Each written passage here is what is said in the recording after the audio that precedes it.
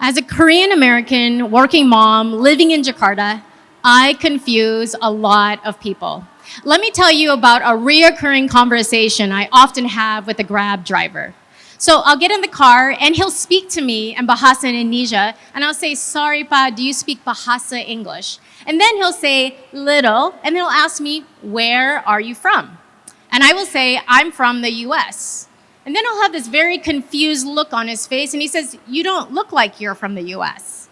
And then I say, oh, it's because I am Korean American. And then he'll say, oh, you're from Korea.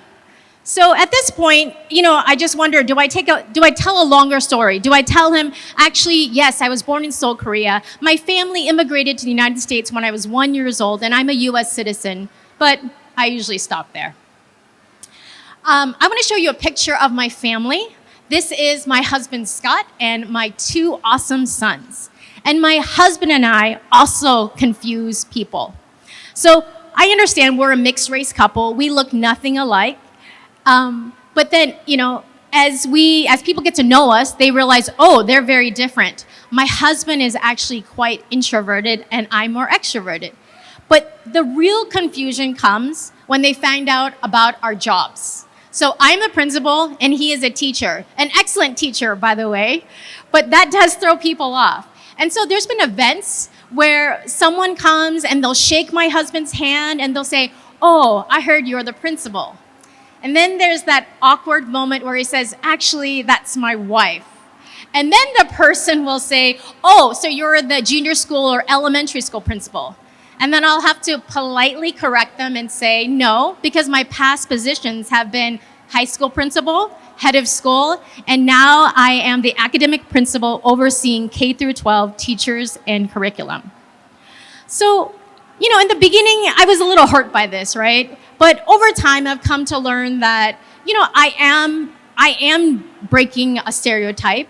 And also, maybe some people need to have time to learn that leaders can come in all shapes, sizes, and colors. So in order for us to refresh and rebound, I believe that we need to see ourselves clearly. We need to see others clearly, and we also need to be seen.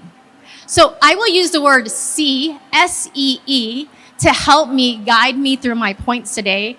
And I'll be talking about S, struggle, E, embrace, and E, encourage, to talk about refreshing and rebounding. So struggle. We've all struggled, haven't we? When I was a young girl, my family actually struggled a lot.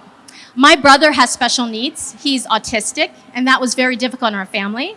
And when I was in middle school, my parents got divorced. And we also just struggled as an immigrant family transitioning into life in the US. So, as a young girl, I just thought, when I get older, I just want to have an easy, smooth life without any problems and without any hardships. But of course, that is a childish view. But I've learned that struggles help us to grow in our character, help us to be resilient so we can be bold and courageous. I've had some bumps along in my career as well. After graduating from university, I worked 5 years in the corporate world. And I struggled trying to find meaning. Is my only goal in life to make money? Is my only goal in life to climb the corporate ladder? And I worked for some small companies and some large, well-known companies, and I learned that the grass isn't necessarily greener on the other side. The grass is just different. And when I became a teacher, I was so excited. I wanted to be one of those inspirational teachers that you see in movies. And so I got in the classroom and then I learned teaching is so hard. And I struggled as I prepared lesson plans. I struggled as I managed the class. But I learned a big lesson because I realized all of my students struggle. I worked at a high-poverty public middle school for 10 years in San Jose, California. And many of my students were in gangs. Several of their parents were in jail. And I even had 2 8th-grade girls pregnant during the time I was teaching. That was real struggle. But I learned from them that many of them persevered. They were often the first person to graduate from high school, the first person to go on to university. And I even have one student right now completing his PhD. I work at a very different school now, but our students still struggle there. They're struggling to figure out which university is the best for them. And they're also struggling to figure out what is their purpose and calling in life. When I moved into becoming a principal, again, I was excited. I thought, I'm going to lead change and help the school.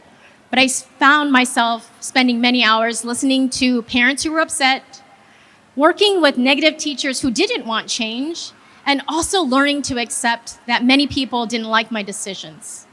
And it was hard. I also struggled because there were no mentors that looked like me. And often I was mistaken for the school secretary or a teaching assistant.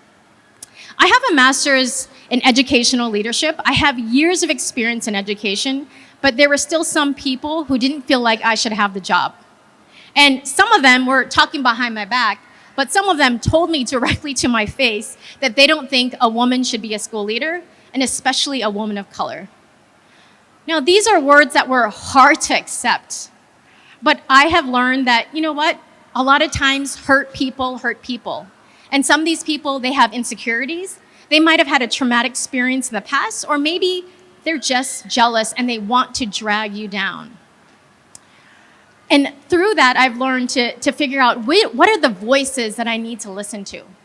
This past summer, we went back to the US and we were able to watch a baseball game of my oldest son's favorite player, Mike Trout. He plays for the Los Angeles Angels and could be considered one of the best baseball players of all time. So we sat next to center field, his position, and we got to watch him play. And it was amazing. He was so effortless as he played baseball. And he was even so kind that he even threw 2 baseballs, one to each of my sons.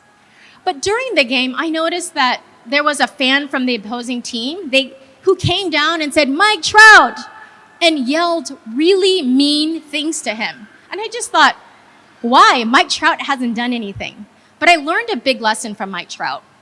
You know, I realized that this probably happens at every game, but he ignored those voices and he just focused on the game. As we have all struggled, I've also learned to embrace who I am. I am 159 centimeters tall. I know I'm short. I'm Asian and I'm a woman. In the US, most of my friends didn't look like me. They were blonde, they were blue-eyed, they were tall, they were athletic, and I just couldn't help but stand out as a short Korean American girl.